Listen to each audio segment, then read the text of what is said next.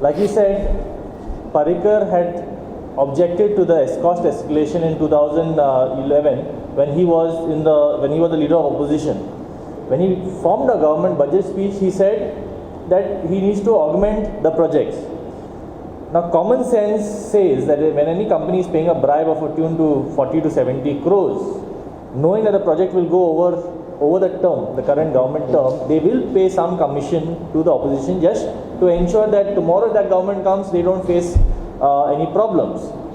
And I'm sure Louis Berger has done exactly that.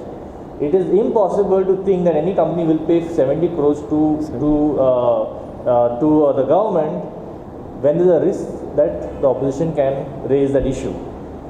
And Parrikar has gone silent ever since that time. After coming to power, what he should have done? He should have formed a committee to investigate this cost escalation. That he did not do. What we are asking is, was there an underhand deal done with him specifically? Then Parrikar kept quiet, he went to Delhi. After that came Pasekar, and in all that time Davlikar also was there. Yes, the present government knew very well that Goa has got additional crores as a bonus. They have got additional crores as a bonus in this loan. That we will explain tomorrow specifically. Parrikar, Pasekar, Davlikar knew not just about the bribery, but they also knew about the extra crores that came along with the loan. Even the CAG had pointed out that all this project work was shoddy and it had the cost had overrun in this manner. When Davlikar became the PWD Minister, didn't he go through all the files? Didn't he go through all the files that why this cost have gone up? Obviously, he must have gone through it. And he never spoke of it ever. So we suspect that even he is equally involved in this Jica scam. What did he do? Instead, he retained the same con artists. Who are they? Number one, Wachasundar.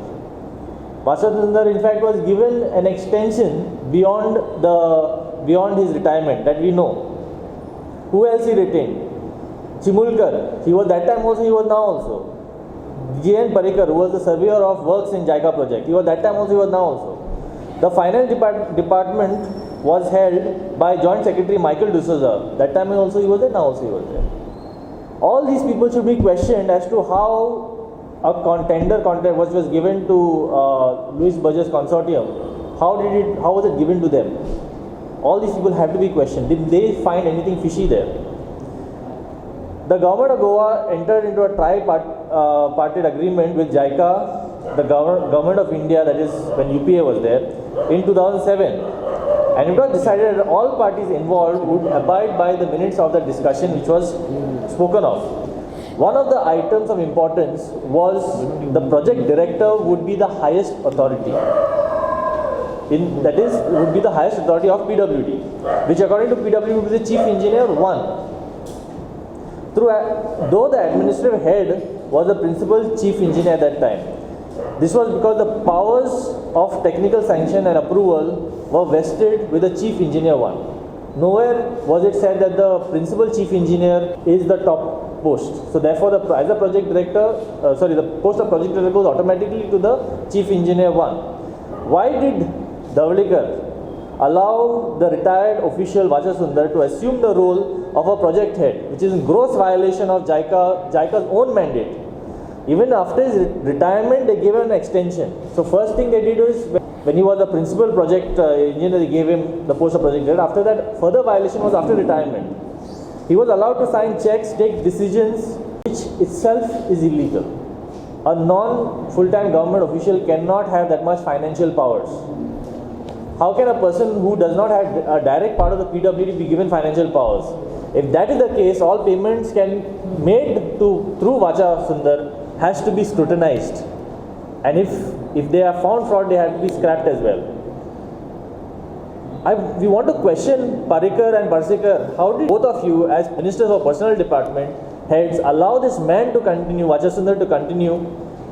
Didn't they ever think that something is wrong? Maybe they should replace them with the next, whoever is senior most.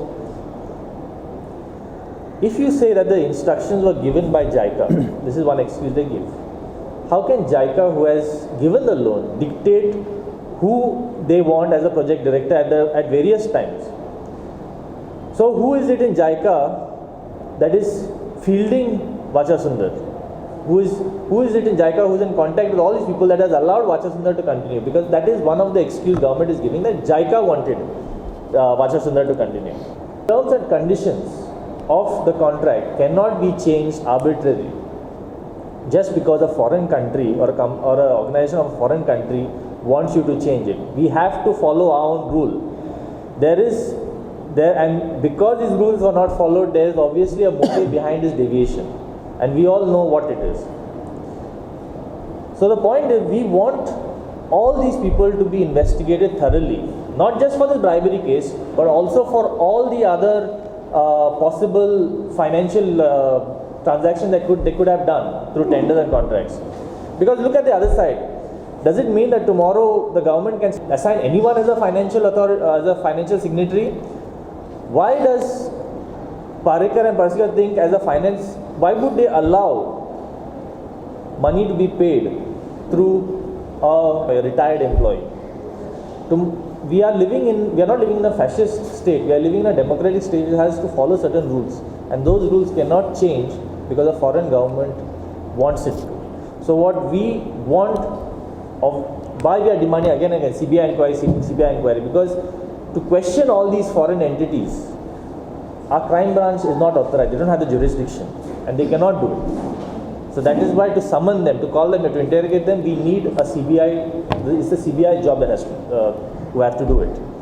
So Ashish will continue on exactly who are involved in this further.